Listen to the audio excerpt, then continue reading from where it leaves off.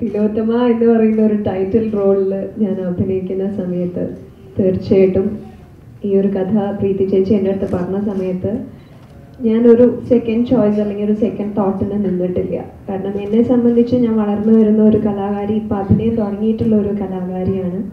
അപ്പോൾ എന്നെ സംബന്ധിച്ച് ഈ ഒരു റോൾ എനിക്ക് തീർച്ചയായിട്ടും എൻ്റെ കരിയറിൽ ഏറ്റവും അധികം വിലമതിക്കുന്ന ഒന്ന് തന്നെയായിരിക്കുമെന്ന് ആ കഥ കേട്ടപ്പോൾ തന്നെ എനിക്ക് മനസ്സിലായിട്ടുണ്ടായിരുന്നു.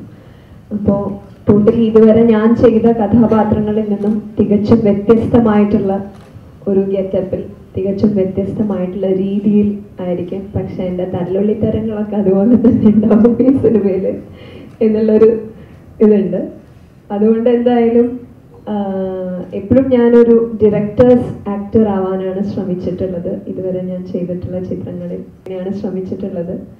അതുപോലെ തന്നെ ഈ അവസരത്തിൽ ഞാനിവിടെ പറയാണ്, ഞാൻ പ്രീതി ചേച്ചി എന്ന ഡയറക്ടറുടെ ആക്ടറായിരിക്കും. അതിൽ ഞാൻ അഭിമാനവും കാണുന്നു. കാരണം എന്തെങ്കിലുമൊക്കെ കുഴപ്പം വന്നു കഴിഞ്ഞാൽ ചേച്ചിയുടെ തലക്കിടാലോ എന്നുള്ളൊരു സന്തോഷം കൂടി അതിൻ്റെ ഇടയിലുണ്ട്. പക്ഷെ എല്ലാത്തിനും ഉപരി ജോക്സ് അപ്പാർട്ട് ഒരുപാട് സന്തോഷമാണ് ഇത്രയും വലിയൊരു ആർട്ടിസ്റ്റായ നമ്മളെല്ലാവരും സിനിമാ രംഗത്തെ ഏറ്റവും അഭിമന്യനായ ഗുരുസ്ഥാനത്ത് കാണുന്ന മധു സാറിൻ്റെ കൂടെ അഭിനയിക്കാൻ സാധിക്കുക എന്ന് പറയുന്നൊരു സന്തോഷം അല്ലെങ്കിൽ അനുഗ്രഹം ആയിട്ട് കാണുന്നു. അതുപോലെ തന്നെ ഈ സിനിമയിൽ ചിലപ്പോൾ ഒരുപക്ഷെ ഞാനായിരിക്കും ഏറ്റവും ജൂനിയർ ആയിട്ടുള്ള ആർട്ടിസ്റ്റ്, വന്നിട്ടുള്ളതിൽ ഏറ്റവും ജൂനിയർ ആയിട്ടുള്ള ആർട്ടിസ്റ്റ് ഞാനായിരിക്കും. അപ്പോൾ എന്നെക്കാളും ഒരുപാട് എക്സ്പീരിയൻസ് ഉള്ള എല്ലാവരുടെ കയ്യിൽ നിന്നും എനിക്ക് എന്തെങ്കിലുമൊക്കെ പഠിക്കാൻ തിലോത്തമ അവസരം തരും എന്നുകൂടി ഞാൻ വിശ്വസിക്കുന്നു.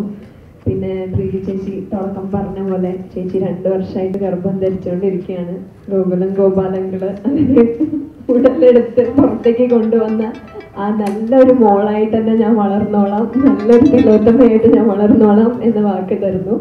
നിങ്ങളുടെ എല്ലാവരുടെയും പ്രാർത്ഥനയും അനുഗ്രഹവും